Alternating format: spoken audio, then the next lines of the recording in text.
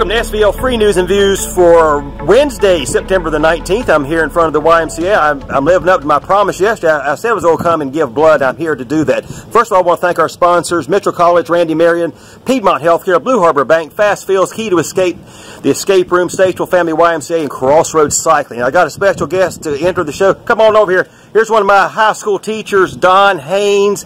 Don, come on there. How you doing, Don? I'm doing great. Okay, so we might not be able to get this out in time for people to come today, but we're going to be here at 6:30. Is that right? That's correct. And there's going to be lots of opportunities to give blood during this week, I'm sure. I was sure of that. Yesterday I looked at the site givings, and there's 2 more in Iredell County this week. Okay, because this is one way you can give back right now to the victims of Hurricane Florence. Because we were lucky, Don. We were lucky, real lucky. So it turned in another direction, and somebody was hit, but we were fortunate. That's right. But I'm going to go inside and give blood right now, and I'm going to do our interview today, Don. Our feature interview is down at American Renaissance School. So your heart is near education, because you were my high school teacher. Very true. So we're going to listen to Mike Fuhrman interviewing Jim Duffey and Jessica Duncan about the upcoming 3B Music Festival this weekend. Thank you, Don. Thank you, Ryan. Thanks, Brian. I'm here at American Renaissance School in downtown Statesville with Jim Duffey and Jessica Duncan. Thanks for joining us today. Thanks for being here. Well, before we start talking about the 3B Festival, let's talk about the school year. Sure. How's it going so far? It's been a great start. Probably one of the best that I've seen in the 20 years I've been here. What do you think, Judge? Super smooth. Kids are back. It's always good to see the kids again, so we're rolling right along. Now, you just got some good news from the state. You got your annual report card results in, some good news on the growth side, and you're great. Tell us about that. Yeah, we're extremely excited when we got the news. As a matter of fact, they told our leadership team the news about a month before we were allowed to unveil it to our teachers because it hadn't been certified by the board. But we exceeded our growth. We have some incredibly high growth numbers this year, which means that our kids made or exceeded the projection that the state makes for what they should in a grade test. Because not every kid starts in the same place. For a lot of kids who struggle in school, making their growth or exceeding their growth can happen for them even if they're not necessarily on grade level. So it helps us see that we're making a positive impact on every kid no matter where they start the school year. So we're psyched. So it's very individualized to the student. Yes. Jessica, tell us about the things that are happening behind the scenes that parents maybe not know about that are helping students achieve that growth. What are the program services that you're providing here at the charter school? Okay. Well, first of all, I think the culture has a lot to do with it. Very community oriented here. Our parents are very involved. Our teachers are positive, hardworking teachers, and they just work day in and day out for each individual kid. We have an MTSS coordinator now, Miss Cusick, and she works with our teachers every week. At least once a week to look at data and look at students and what they need individually, and then they put a plan together in place based on those results. So just a lot of hard work, and it's exciting to see it pay off now because they worked day in and day out all year long, and to know that it paid off is really exciting. The MTSS, the multi-tiered system of support, really is about individualized instruction and starting to teach each kid where they need to be and doing more small group instruction. And we got on to this movement early on, I think, compared to some schools. I wouldn't say we're at the front of the wave, but we were right up there. And we're seeing the results pay off now, and it really is about the buy-in by the staff, because it's a total change in the way that you were educated and I was educated back in the 70s and 80s. Yeah. 60s for you. So the MTSS, is that for K through 8? Yes, sir. So you've implemented that for all grades. Now, a lot of people have some misconceptions about the charter schools. Some people think they're private schools. Some people think they get the exact same funding as traditional public schools. So maybe you're like the worst of both worlds. You have the same expectations as mostly as the traditional charter schools. Traditional public schools, but you don't have the same funding streams. I would prefer to say we're the best of both worlds. Okay, all right. So you do more with less. We do more with less. On the flip side, and in defense of traditional public schools, we've got a lot more freedom in how we move dollars around and can function a little bit more on our feet like a business. So even though we don't receive as many dollars or have as many funding streams, we have a little bit more freedom in what we can do with those. We also have the benefit that of being able to control the size of our community, and it's been a conscious decision of American Renaissance to maintain a small school in a small community that allows us to get to know our children and develop those relationships with them and with their families over the years that we've got them here. And I think that relationship is really a huge, it speaks to what Jessica was referring to first and foremost about why we found success in the initiatives that we have. So one of your big fundraisers every year is the 3B Music Festival, which is coming up this weekend. You had to push it back a week because of Hurricane Florence. Tell us a little bit about, and that's going to be at Fiddler's Grove in Union Grove on Saturday, right? Yes, sir. Tell us a little bit about, you know, somebody who hasn't been to that before, what they can expect, and then we'll talk a little bit about why that's such an important fundraiser for your school. All right, why don't you talk about what to expect? If you've never been there before, then you definitely have to come out. It's a great family day. First and foremost, the atmosphere is terrific.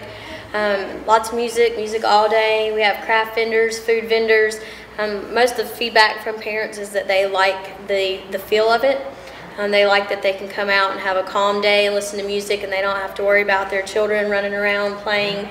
I love to see our kids out there because it takes them back a few decades. You're talking about the 70s and 80s, and they are just free to roam. You know, they find ways to have fun. They play in the grass. They play with sticks. They're really engaged with one another, and they love the music as well. So it's really fun to see the fellowship that happens there.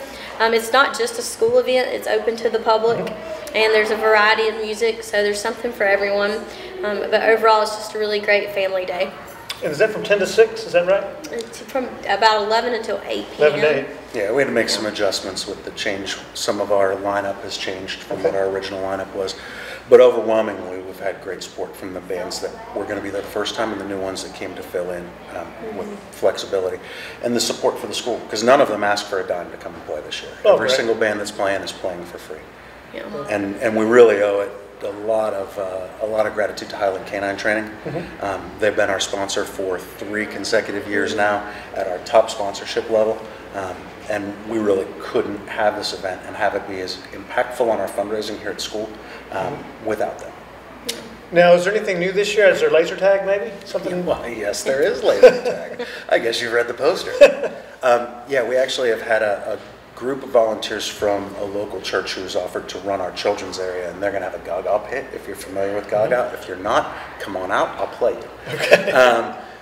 But that's a real big hit with kids at summer camps all over the country, and we're adding that into part of our children's area. The children's area is going to be a very active play area this year. And then the laser tag is actually a private company that's come in and will be like a vendor there, but they'll be offering individual game passes and full day passes. And tickets. How do you get tickets? How much are they? So our families, we're all selling tickets, and there are probably still some families that are out there that are. But if you don't know an ARS family and you don't think you can make it downtown, because you can come to either of our building locations to buy tickets if you would like, you can just go online. And you can buy them online at www.3bmusicfestival.com. Okay. There will be a link there to purchase tickets. And you save in advance. Oh, so if you buy in advance, right. It's cheaper also. $12 through our families, $15 at the gate. Yes. So you can buy the day of. The more the merrier. Okay, and we've been discussing that we're going to give some tickets away on our Facebook page this week, so you can learn more about that on our Facebook page, and we'll hopefully have a little more information on that in the video. And tell us a little bit about what you do with the money that you raise this weekend. So, you know, when you talked earlier about the funding streams that maybe we don't have that some traditional public schools do, we have to find creative ways to make our budget every year. So in our budget, there's actually a revenue line item of $104,000 this year that we have to raise just to make our balanced budget. And the events that we do in order to make that goal, we've tried to link them to kind of who we are as a community, because we're an arts-based charter school. A music festival was a very logical way to do this, because we were lucky to have access to Fiddler's Grove, which is Jessica's family, and a venue where we could have something like this that's given to us for next to free, really, barring covering our own expenses. It was just a unique opportunity, and we wanted something that would be an activity for the whole community. So we don't necessarily bill it as a school festival. We bill it as a music festival, because that's what it is. It's something that anybody, whether they're familiar with the ARS or not, could come and have a great day. But all of the proceeds from that will help us to make that fundraising goal for the year. And then once we achieve that fundraising goal, anything that we make beyond that, we have specific programs that we'll target.